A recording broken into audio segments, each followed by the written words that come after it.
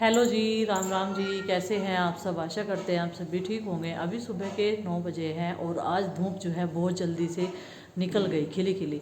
और ठंड हो चुकी तो है, और कमरे में बैठकर तो इतना ठंडा टेम्परेचर है, बहुत ज़्यादा हाथ भी ठिर गए हैं। यहाँ पर मैं थोड़ा सा कुछ काम करने के लिए आई थी, कुछ कपड़े वगैरह संगवा रही हूँ। और ये वाला बेड भी खाली करना है मुझे, क्योंकि 1-2 दिन में इन पे जो है पेंट करने वाले भैया आ जाएंगे। बात चल रही है तो वो दूसरे गाँव से आएंगे, थोड़ा दूर से आएंगे, तो इसलिए इन सामानों की सारों की जो ऊपर रखा है ऊपर ही करा देंगे, जो जो नीचे रखा है नीचे कराएंगे। आ गई है लाइट, तो थोड़े से कपड़े डालने हैं मुझे मशीन में। और ऊपर कमरे में बहुत ठंड लग रही थी, इसलिए बाहर आई थी थोड़ा धूप में बैठने के लिए, हाथ भी ठिर गए थे। और ये देखिए हमारी तुलसी जी, 2-3 प्लांट्स बचे हैं मेरे। इतने सारे प्लांट्स में थे जितने मैंने गमले में लगाए थे, लेकिन प्लांट्स में लगाऊंगी, नए नए पौधे लेकर आऊँगी। ये सारे गमले एक जगह इकट्ठे करूँगी। गुड्डू ने कुछ बाहर रख दिया है, कुछ अंदर रख दिया है, तो वो सारे मतलब ख़राब हो गए। और जिस टाइम मैं बीमार थी ना, उस टाइम उनमें पानी भी नहीं दिया गया। तो हमारी तुलसी जी के ना जितना भी बीज आया था ना, इस टाइम बीज आता है ना इन पे, तो वो सारा हम लोग जैसे आना शुरू होता है वो निकाल देते हैं। तो उससे क्या होता है कि तुलसी सूखती नहीं बिल्कुल भी। तो ये देखिए, और पानी रोज़ देते रहे, ताज़ा पानी, ठंडा पानी नहीं, ताज़ा पानी। तो तुलसी माता बिल्कुल एकदम स्वस्थ हरी भरी रहेगी, ऐसे ही जैसी हमारी है। ये देखिए बिल्कुल भी ठंड नहीं मानी यहाँ पर। एक तो छावा है, और हवा से, बाढ़ से, ज़्यादा तेज़ धूप से, मतलब जो भी इन्हें चाहिए सुबह के टाइम जब धूप निकलती है ना, सूरज की किरणें निकलती हुई होती है, तो वो इन पे आकर लगती है सामने से ही। तो इस वजह से यहाँ पर ये एकदम सुरक्षित है। और एक ये वाला प्लांट, बस ये 2 बचे हैं, और मनी प्लांट बची हुई है घर में। बाकी सारे प्लांट्स जो हैं वो सर्दी में ख़राब हो गए, पहले गर्मी में धूप के कारण, लेकिन अब सर्दी में। खैर कोई बात नहीं, नए प्लांट्स लगाएंगे, अभी शुरुआत करेंगे दोबारा फिर से। बस मेरा स्वास्थ्य ठीक रहना चाहिए, प्रभु से मैं तो ये कामना करती हूँ।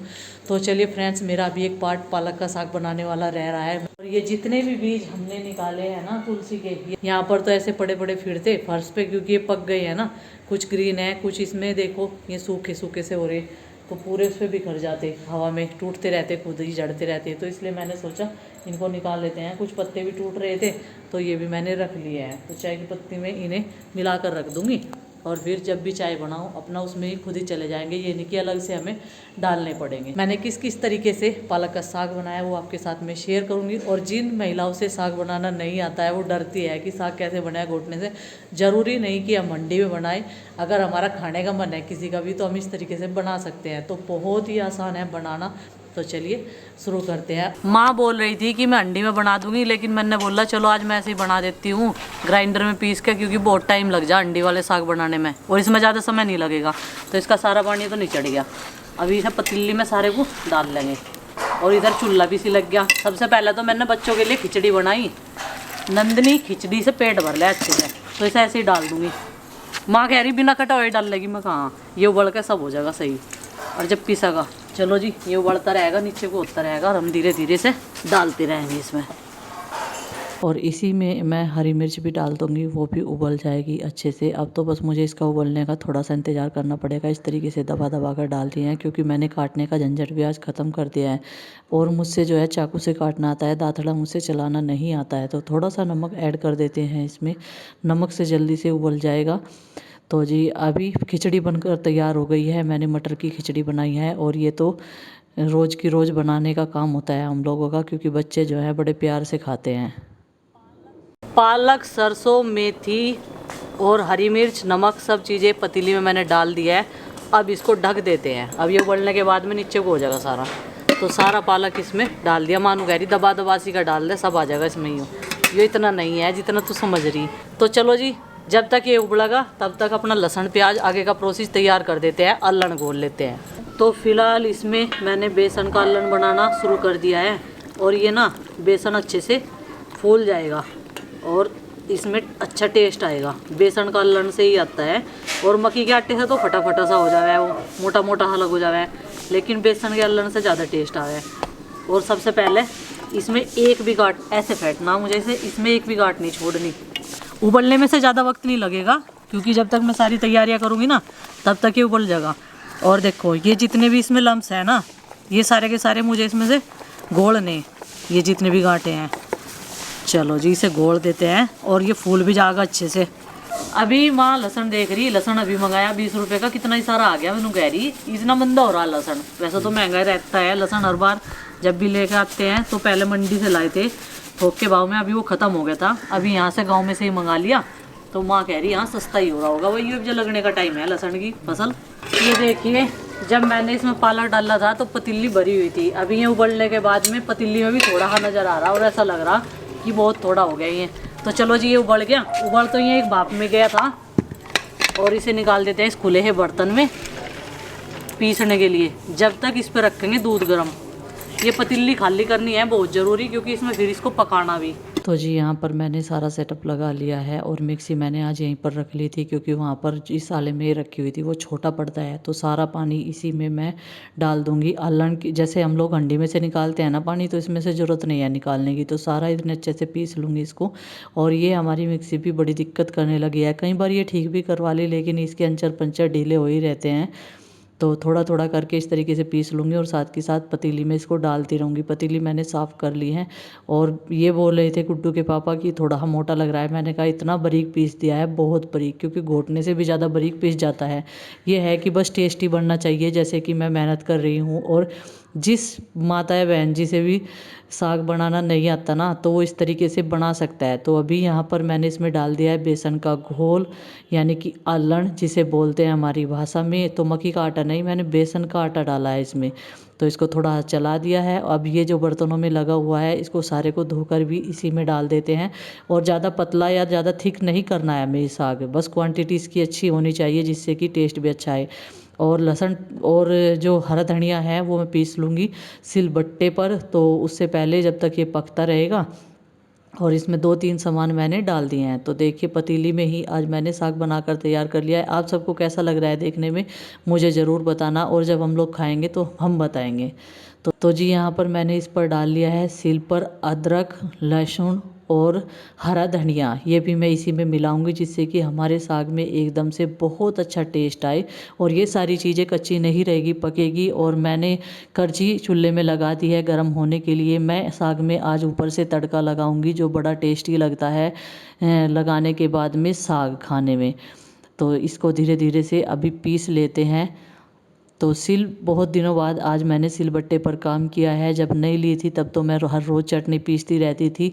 और कई बार मुझे कमेंट आ चुका है कि लाल मिर्च वाली चटनी बनाकर दिखाइए, तो जी मैं जल्द ही लाल मिर्च वाली चटनी बनाकर दिखाऊंगी, क्योंकि अभी हरी ताज़ी सब्जियां चल रही हैं तो सब्जियां दोनों टाइम बनती है और गर्मी के मौसम में चटनी खाने का मन ज़्यादा करता है।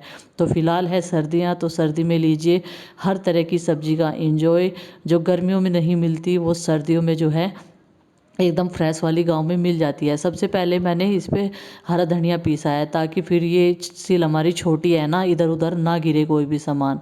तो इसको धीरे धीरे से पीस लेते हैं। अभी मैंने अदरक भी कस लिया था, लेकिन कसा हुआ भी लंबा लंबा सा लग रहा था। अदरक कसने वाले से ही मैंने इसको कसा था जिसमें हम चाय में डालते हैं कस कर। तो यहाँ पर लहसुन भी, सर्दी इतनी ज़्यादा लग रही थी, बहुत ज़्यादा, भले ही धूप निकली हो आज लेकिन फिर भी सर्दी लग रही थी और हाथ भी इस टाइम ना चलाने बहुत मुश्किल से हो रहे। तो जी अभी बस पीस लेते हैं इसको। और बच्चे ना सामान इधर उधर इतना ज़्यादा फैला कर रखते हैं, बहुत ज़्यादा, कितना भी इन्हें रोक लो लेकिन मानते नहीं, इनकी शरारतें चालू रहती हैं।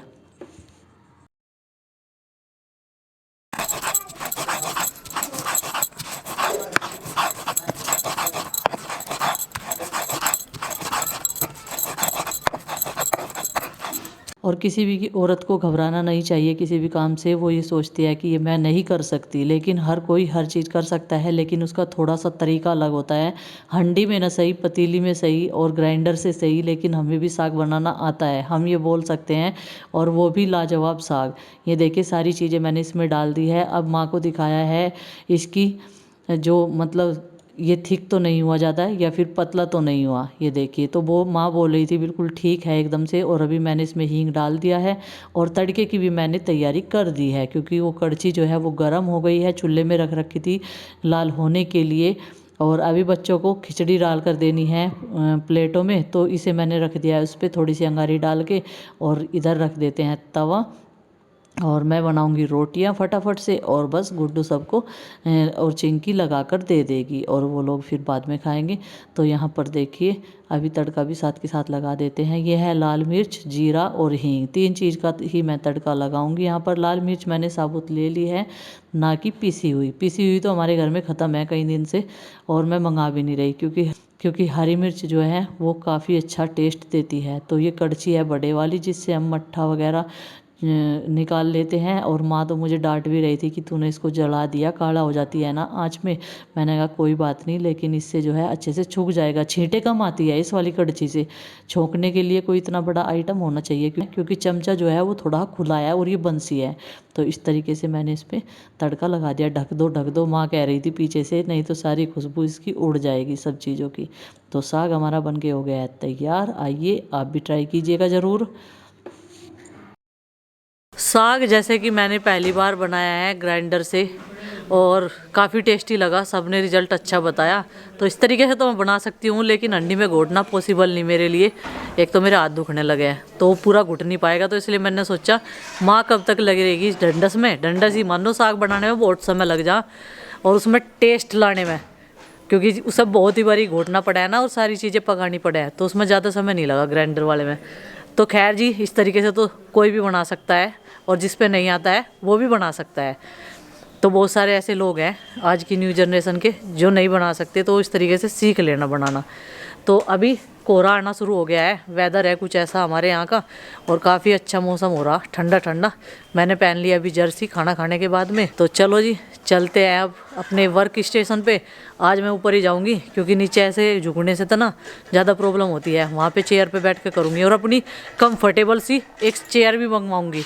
और क्या होगा, इतने की तो मैंने दवाई खा ली, इतने की चेयर आ जाएगी। ये माँ ने 2 टाइम की मलाई और 2 टाइम का दूध इकट्ठा कर लिया। इसे आज जमाएंगे और सुबह इसकी दही बनाएंगे, इसमें से मक्खन निकालेंगे, और इसे उसके लिए थोड़ा सा गर्म करना पड़ेगा ठंडा, और तब इसे जवान लगाना पड़ेगा, क्योंकि ये मलाई हो रखी है ठंडी, फ्रिज में रखी हुई थी। रोज बोले तो नहीं मलाई ताल ले, मक्का मट्ठा कोई पीता नहीं जब, और आरुष तो मलाई भी निकलवा दे दूध में, वो तो मलाई भी कटवा दे। तो इस वजह से मलाई अलग निकाल लेते हैं, मक्खन तो बच्चे खा लेते हैं। ये वो बर्तन है जिसमें क्रीम लगी रहेगी है, और बाकी ये साग बचा है बस इतना सा।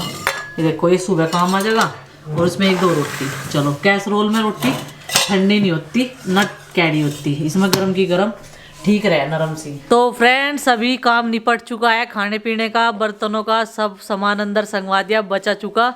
और आरुष ने खाई है आलू के साथ रोटी। आलू नहीं बनाए थे मैंने, खिचड़ी में डाल लेते ना, वे निकलवाई इसने, और अपने पापा के हाथों से खाई। तो कैसी लगे आलू? बढ़िया लगे। ये है कि बच्चों की भी पूर्ति होगी उसमें, खिचड़ी में। नहीं तो ये साग नहीं खाता, वह साग नहीं खाता, और साग खा लेता है ये।